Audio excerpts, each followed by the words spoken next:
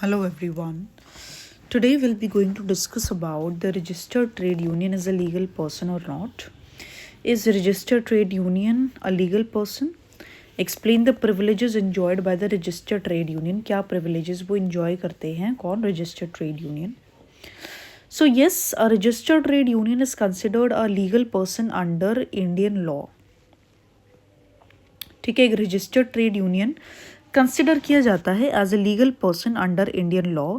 इसका मतलब कि this means it has its own legal identity. इसका मतलब है कि देखो, लीगल पर्सन का मतलब क्या होता है. लीगल पर्सन का मतलब होता है कि उनकी खुद की अपनी लीगल आइडेंटिटी होनी चाहिए उनके पास. वो सेपरेट होने चाहिए दूसरे लोगों से, और वो कोई भी प्रॉपर्टी ओन कर सकते हो, कॉन्ट्रैक्ट्स कर सकते हो, स्यू हो सकते हो और स्यू कर सकते हो. ठीक है. So yes, a registered trade union is considered as a legal person under Indian law. इसका मतलब होता है कि it has its own legal identity. This means it has its own legal identity separate from its members, जो कि separate है उनके members से, एंड कैन ओन प्रॉपर्टी, और प्रॉपर्टी ओन कर सकते हैं, enter into contracts, sue and be sued in its own name. स्यू कर सकते हैं और स्यू हो सकते हो इन इट्स ओन नेम. ठीक है. So a registered trade union is considered legal person under Indian law. A registered trade union is considered a legal person under Indian law. इसका मतलब है कि this means it has its own legal identity. This means it has its own legal identity separate from its members, separate from its members, and can own property, enter into contracts, sue and be sued in its own name. A registered trade union is considered a legal person under Indian law. This means it has its own legal identity. Separate है अपने members से, property own कर सकते हैं, contracts में enter कर सकते हैं, sue and be sued in its own name. Privileges enjoyed by registered trade unions क्या होते हैं? प्रिविलेजेस जो कि इंजॉय किए जा सकते हैं by the registered trade unions. So we have legal recognition and rights. Legal recognition and rights क्या होते हैं कि लीगल स्टेटस हो. लीगल रिकग्निशन एंड राइट्स का मतलब है कि लीगल स्टेटस हो. ठीक है. लीगल स्टेटस उनको मिलता है, लीगल रिकग्निशन और राइट्स मिलते हैं, लीगल स्टेटस मिलता है जब एक बार कोई भी कंपनी रजिस्टर हो जाती है, कोई भी ट्रेड यूनियन रजिस्टर हो जाता है, तो उनको लीगल रिकग्निशन मिलता है जो कि उनको अलाउ करता है फंक्शन करने के लिए एज अ कॉर्पोरेट एंटिटी, जो कि उनको अलाउ करता है फंक्शन करने के लिए एज अ कॉर्पोरेट एंटिटी. ये ओन कर सकते हैं प्रॉपर्टी, कॉन्ट्रैक्ट्स कर सकते हैं और एंगेज हो सकते हैं लीगल प्रोसीडिंग्स में, right to represent workers. Right to represent workers. A registered trade union has the right to represent its members in discussions and negotiations with employers. एक रजिस्टर्ड ट्रेड यूनियन के पास right होता है represent करने का उसके members को discussions में. एक रजिस्टर्ड ट्रेड यूनियन के पास राइट होता है कि वो अपने मेंबर्स को रिप्रेजेंट कर सकते हैं डिस्कशंस में, नेगोशिएशंस में with employers, particularly concerning wages, working conditions and other employment terms. ठीक है. सो लीगल रिकग्निशन एंड राइट्स क्या है कि वो लीगल स्टेटस आ जाता है, एक राइट टू रिप्रेजेंट होता है, रिप्रेजेंट कर सकते हैं वर्कर्स को. अब इम्यूनिटी मिल जाती है from certain legal actions. Immunity मिल जाती है फ्रॉम सर्टेन लीगल एक्शंस. क्या उनको इम्यूनिटी मिलती है? Let's discuss. सो इम्यूनिटी मिल जाती है फ्रॉम सर्टेन लीगल एक्शंस. उनको सिविल और क्रिमिनल लायबिलिटी से वो बच जाते हैं. ठीक है. जो रजिस्टर्ड ट्रेड यूनियंस और उनके मेंबर्स होते हैं उनको सर्टेन इम्यूनिटीज़ मिलती है under the trade unions act 1926. For example वो प्रोटेक्टेड होते हैं from civil and criminal liability for actions जो कि वो अंडरटेक करते हैं in furtherance of a trade dispute, provided these actions are lawful and peaceful. और प्रोवाइडेड होता है कि एक्शंस लॉफुल और पीसफुल होने चाहिए. ठीक है. जैसे कि स्ट्राइक हो गया, प्रोटेस्ट हो गया. Immunity in case of torts. अब immunity in case of torts क्या होती है? जो मेंबर्स और ऑफिशियल्स होते हैं of a registered trade union are protected from being sued for conspiracy in restraint of trade. जो जो मेंबर्स और ऑफिशियल्स होते हैं of a registered trade union, जो मेंबर्स और ऑफिशियल्स होते हैं ऑफ रजिस्टर्ड ट्रेड यूनियन, वो प्रोटेक्टेड होते हैं स्यू होने से फॉर कॉन्स्पिरेसी अगर in restraint of trade as long as actions are in course of their legitimacy trade union activities.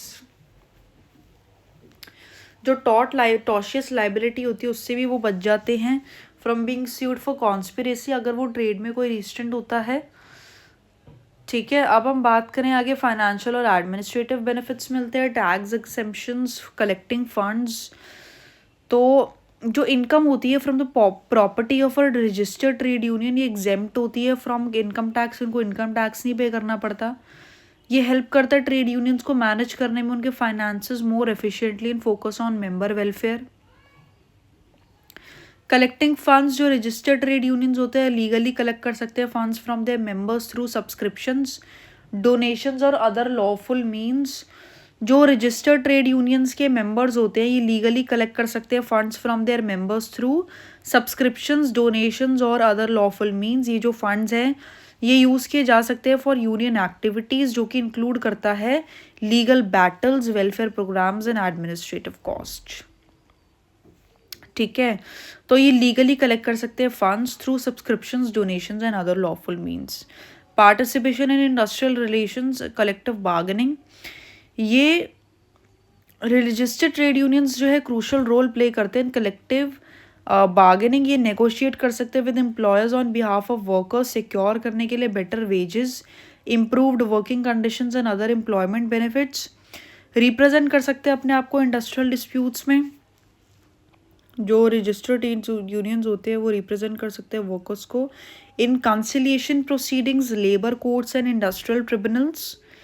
ठीक है, सो पार्टिसिपेट कर सकते हैं इंडस्ट्रियल रिलेशंस में, कलेक्टिव बार्गेनिंग कर सकते हैं, रिप्रेजेंटेशन इन इंडस्ट्रियल डिस्प्यूट्स। ये इंश्योर करता है वर्कर्स के इंटरेस्ट को कि इफेक्टिवली वो सुने जाते हैं और प्रोटेक्ट किए जाते हैं। Then we have social and economic welfare activities. Trade unions often engage in welfare activities for their members. ये वेलफेयर एक्टिविटीज़ भी करते हैं जैसे कि प्रोवाइड करते हैं फाइनेंशियल असिस्टेंस, ऑर्गेनाइज करते हैं एजुकेशनल प्रोग्राम्स और ऑफर करते हैं हेल्थ केयर बेनिफिट्स। जो लीगल स्टेटस होता है रजिस्टर्ड ट्रेड यूनियंस का फैसिलिटेट करता है इन एक्टिविटीज़ को। अब लीगल एड एंड सपोर्ट की बात करें तो जो रजिस्टर्ड ट्रेड यूनियंस होते हैं ये प्रोवाइड कर सकते हैं legal aid to their members. जो रजिस्टर्ड ट्रेड यूनियंस होते हैं ये प्रोवाइड कर सकते हैं legal aid to their members in case of disputes with employers. ये हायर कर सकते हैं legal experts to represent workers and ensure their rights are upheld. जो रजिस्टर्ड ट्रेड यूनियंस होते हैं ये प्रोवाइड कर सकते हैं legal aid to their members in case of disputes with employers. ये हायर कर सकते हैं legal experts to represent workers and ensure their rights are upheld. So educational stability and continuity क्या होती है? जो परपेचुअल सक्सेशन होता है, जो ट्रेड यूनियन होता है रजिस्टर्ड, एक इस पर स्टेबिलिटी एंड कंटिन्यूटी रहती है, इंजॉय करते हैं परपेचुअल सक्सेशन। इसका मतलब है कि जो union continue to exist despite changes in membership. This stability allows for long term planning and consistent representation of workers interest. Perpetual succession होता है, एक रजिस्टर्ड ट्रेड यूनियन एक लीगल एंटिटी की तरह इंजॉय करता है परपेचुअल सक्सेशन। इसका मतलब है कि जो यूनियन है वो कंटिन्यू करता है to exist despite changes in membership. ये जो स्टेबिलिटी अलाउ करती है for long term planning and consistent representation of workers interest. अब प्रॉपर्टी ओनरशिप क्या होता है? जो रजिस्टर्ड ट्रेड यूनियन होता है ये ओन कर सकते हैं property in its own name. ये इंक्लूड करता है buildings, offices and other assets जो कि नेसेसरी होते हैं ऑपरेशंस के लिए। जो लीगल राइट है वो हेल्प करता है यूनियंस को इस्टेब्लिश करने में physical presence and infrastructure to support their activities. So conclusion ये है कि जो रजिस्टर्ड ट्रेड यूनियंस होते हैं, इन इंडिया ये बहुत सारे न्यूमरस प्रिविलेजेस इंजॉय करते हैं जो कि इन्हांस करते हैं उनकी ability to represent and protect workers interest effectively. ये इंक्लूड करते हैं legal recognition and rights, immunity from certain legal actions, financial and administrative benefits, participation in industrial relations and the ability to engage in social and economic welfare activities. जो legal status होता है registered trade unions का, not only empowers them to act on their members but also ensures organizational stability and continuity, which is essential for the sustained advocacy of workers' rights and interests.